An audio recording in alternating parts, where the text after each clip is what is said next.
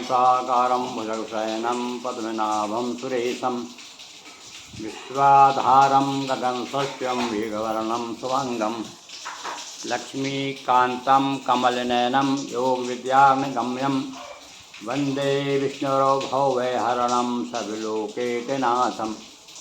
ओम नमो भगवते वासुदेवाय। ओम नमो भगवते महारुद्राय। नमो नर्मदा देव्यै। प्रिय बंधुओं, आज श्रावण मास का अधिक मास चल रहा है। अधिक मास के अंतर्गत हम विष्णु पुराण प्रारंभ किया है हमने 18 जुलाई से। आज श्रावण मास का 21वां दिवस है। आज हम आपको विगत दिवस आपको भरत की कथा सुनाई, राजा भरत, और दूसरे जन्म में भी वो है जड़ भरत के रूप में अवतरित हुआ। आज हम जड़ भरत की कथा आपको सुनाते हैं। देखिए, मोह के कारण हमें बार बार इस पृथ्वी तल पर आना पड़ता है। तो हमारे जीवन में सबसे प्रमुख यदि विकार कोई बड़ा है तो वो है मोह। तो देखिए, मोह के वशीभूत होकर के क्या क्या कहानियाँ प्रकटित होती हैं। आज जड़ भरत की कथा सुनाते हैं। द्रौपदी भरत मरते समय मृगुप्रति थी आसक्ति, अपर योनि मृग की मिली कारण थी अनुरक्ति। एक अनुरक्ति तो ईश्वर के प्रति होती है और एक अनुरक्ति संसार के प्रति। देखिए, भरत जी अपने जीवन में चतुर्थ आश्रम में आकर के भगवान की भक्ति में लीन थे और इनका सानिध्य हुआ एक मृग शावक से। उसके प्रति इनकी अनुरक्ति हो गई और मरते समय और उन्हें चिंता रही कि मेरे मरने के बाद इस मृग शावक का क्या होगा। अतः दूसरा जन्म उस अंतमति और गति के अनुसार उन्हें दूसरा जन्म मृग का लेना पड़ा। मृग के रूप में जब वो हुए, किंतु भगवान की भक्ति के कारण वो जन्म दूसरे जन्म में भी उन्हें आसक्ति भगवान के प्रति बनी रही। समझ में रहा उनके कि भाई मैं किस कारण से मृग बना हूँ, और किंतु थोड़े समय के बाद में वो मृग से भी मुक्त हुआ और उसके बाद में पुनः उसको मनुष्य की योनि प्राप्त हुई। एक कथा सुनिए।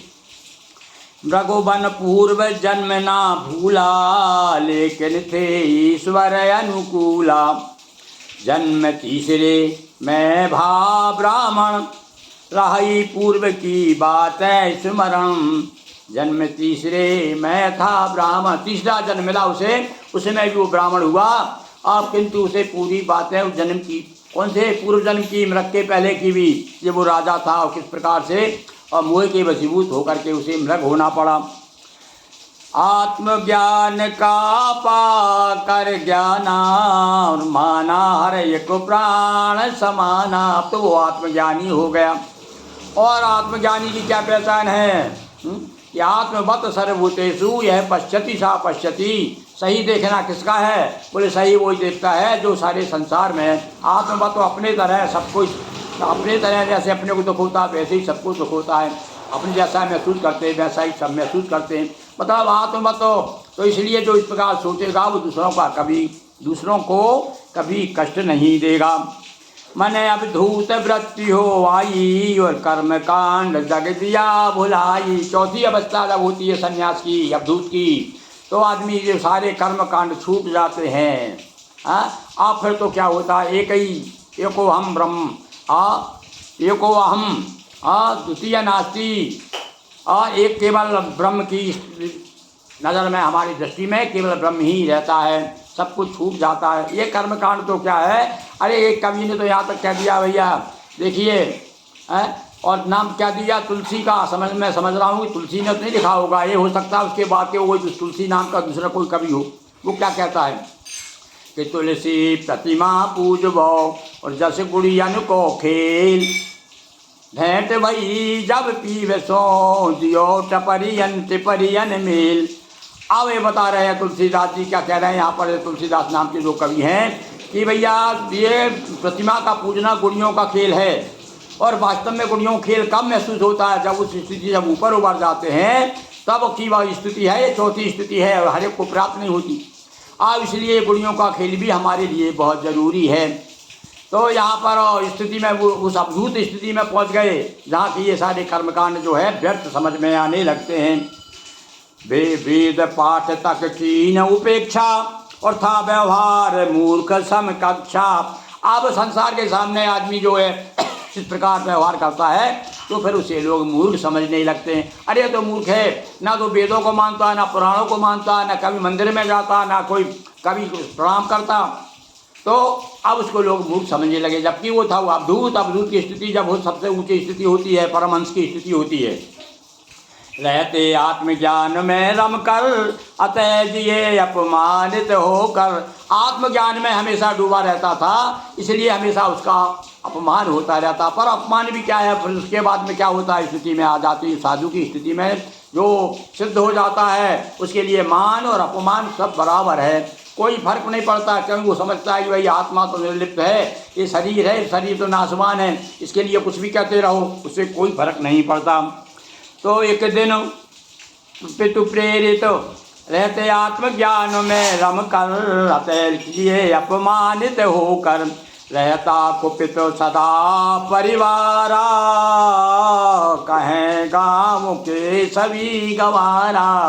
अब या गांव वालों के लिए भी वो गंवार सिद्ध हो गए, सारे लोग गंवार, और घर के लोग भी नाराज रहते। घर में बताओ, जो बच्चा कोई काम ना करे, किसी की ना सुने, उसे क्या मानेंगे लोग, उसे तो मूर्ख ही कहेंगे ना, उसका अपमान ही करेंगे। तो घर और बाहर सब जगह भरत जो पैदा हुए तीसरे जन्म में, इसको जड़ भरत कहा गया है, क्योंकि जड़ बुद्धि हो गई लोगों के दृष्टि में, तो वो जड़ थे, पर जबकि वो महाचैतन्य थे।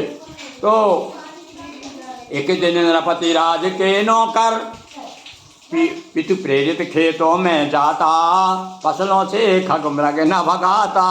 और पिताजी कहते जा, तू कुछ नहीं कर रहा, जा कम से कम खेत में जा, रखवाली करेगा। तो वहाँ पर जाके क्या कहता कि राम की चिड़िया राम को खेत, आओरी खाओरी चिड़िया भर भर पेट। हाँ, इस प्रकार से बोलता और सबको बुला बुला करके और खिलाता रहता था। क्योंकि भैया वो तो बिल्कुल सब सारे संसार में सिया राम में सब जग जाने वाला प्राणी था, और केवल मुँह से नहीं कहता था, आचरण में भी था उसके।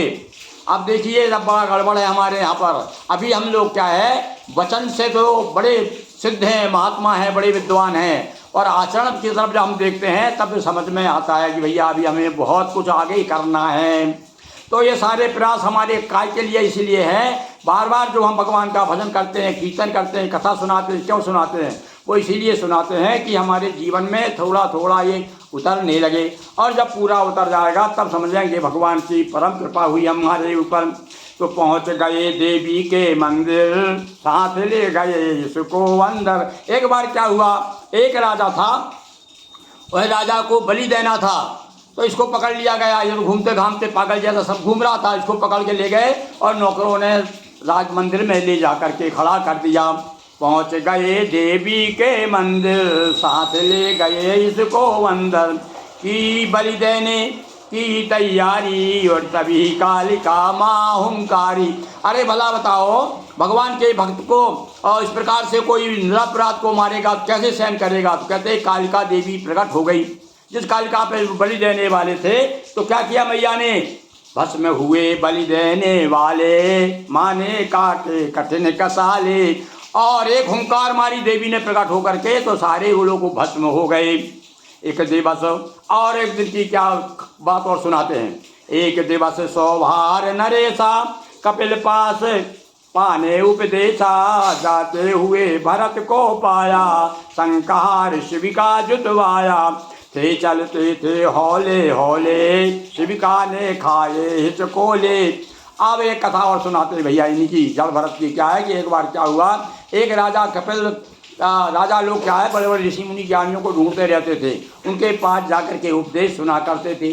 तो एक सौभार नाम का एक सौभार नरेश जो था, एक बार अब जा रहा था रास्ते में, तो उसने देखा एक पालकी में बैठा हुआ राजा, 4 कहार लगे हुए हैं। एक कहार थक गया, अब उनको जरूरत पड़ी कि भाई एक आदमी और मिल जाए जो कहार उसकी जो डोली है उसका जो उसे संभाल सके, उसकी शिविका को। अब तो क्या हुआ, इनको पकड़ लिया, और ये तो बड़े निर्मुक्त थे, कभी हमेशा मस्त रहा करते थे, कोई भी कुछ करा लो, कुछ भी कह दो, इनसे कोई ऐसा नहीं पड़ता था। इनको पकड़ के जोत दिया उसमें, इधर आ इधर आ, और उनको एक कार की ज़रूरत थी, कार के रूप में इनको जोत दिया उसमें शिविका में। अब तो ये तो मस्त रहते थे और अब जब चल रहे थे तो साथ साथ में आगे रास्ते में एक एक पाँव रखते थे कहीं चींटी ना मर जाए है। तो क्या हुआ, वो हिचकोले खाने लगे साथ साथ में। तो थे चलते थे हौले हौले और शिविका ने खाए हिचकोले, नृप ने जब डांटा फटकारा तब नरेश प्रतिवचन उचारा, आत्मज्ञान जब दीना ब्राह्मण सुन सौभार नरेश बिनत मन। उसको डांटा, अरे मूर्खो तुझे समझ में नहीं आ रहा है, मैं दंड दूंगा तुझे। इन्होंने कहा किसे दंड देगा, अरे मैं तो आत्मा हूँ, तू किसकी बात कर रहा है। और जब इन्होंने आत्मज्ञान की बात शुरू कर दी तब तो राजा समझ गया ये तो बहुत पहुँचे हुए महात्मा हैं। आकर के प्रणाम करने लगे और हाथ जोड़ करके क्षमा मांगी।